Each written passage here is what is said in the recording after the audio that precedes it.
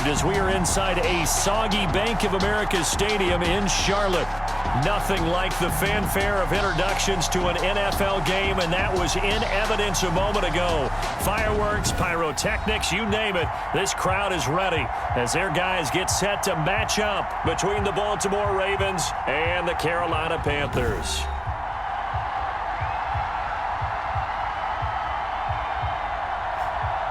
Alongside Charles Davis, I'm Brandon Gaudin. And Charles, we look at this Panther ball club as they interplay here. Now, losers their last time out, so they'll look to make amends here. And one of the best ways you can do that is to be at home, and they are. They're going to try and ride that home crowd and that wave of emotion to a victory in this one. Meanwhile, for the visiting Ravens, they coming off their very first loss of the year, suffered a week ago. Yeah, will not be a perfect season, but I'm interested to see how they bounce back now that they know that chasing the 1972 Dolphins is out the window. Here comes the Ravens on offense, and the man in charge from Louisville, the former MVP, Lamar Jackson. Just 3 weeks of games left in the NFL regular season. What's it going to take for him to win the MVP? What's it going to take? Whatever it is, if he wants to strengthen that candidacy, no time like the present. Yeah, and let me tell you what I think. Not only does he have to play the clean game, no picks, things of that nature, he has to have at least one significant play that we'll talk about all next week. That'll really give him a higher profile. He takes this for 3 to the 29. The numbers a week ago from Melvin Gordon.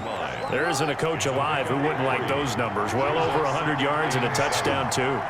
Partner, I think all the coaches who are in that great coaching box in the sky would take those numbers. So dead or alive? Either way, they would take that kind of production. So here's a 1st and 10 at the 38.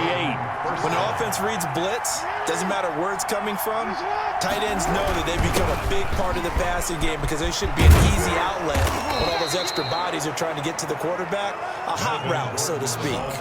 They get 14 on that one. That's good for a Baltimore first down. Another fine carry from the NFL's rushing leader, and quarterbacks typically dominating the MVP balloting, but I think you got to give this guy serious consideration, don't you? I agree totally. I mean, he's leading the league in rushing, and let's face it, partner, the running back renaissance in the NFL, it's real, and it's really helping teams along the way. He's a prime example. Got to give him strong consideration for MVP talk. So from Panther territory now, it's 1st and 10 at the 48-yard line. Escaping the pressure right. Throws right side, and that's complete.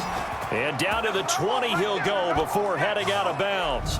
A really good pickup of 28 yards. Solid catch there for a man who's been so brilliant this year. Worth pointing out, as we were talking about earlier, there has never in the 60-year history of the award been a pass catcher, tight end, or wide receiver that has taken home the MVP trophy. And the best receivers I've talked with, they know that stat, and it drives them crazy because they understand that without a quarterback, they don't make the plays that they make.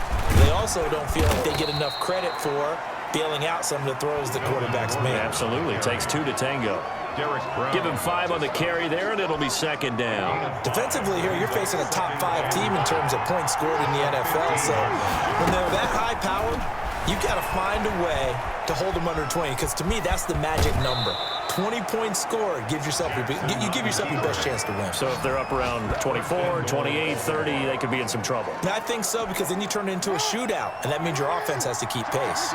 A terrific opening drive has them knocking on the door. 1st and goal. 1st and goal, Melvin Gordon. And not a whole lot there. He does get a couple, taking it from the 5 down to the 3.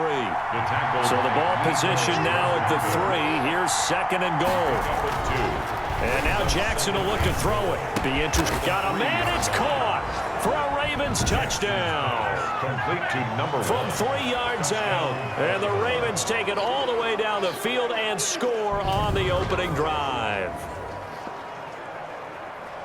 There was no going through the progressions on that touchdown pass. Yeah, nor was it necessary. His receiver won that route early, presented himself. No reason to wait. Go ahead and put it on him and score a touchdown.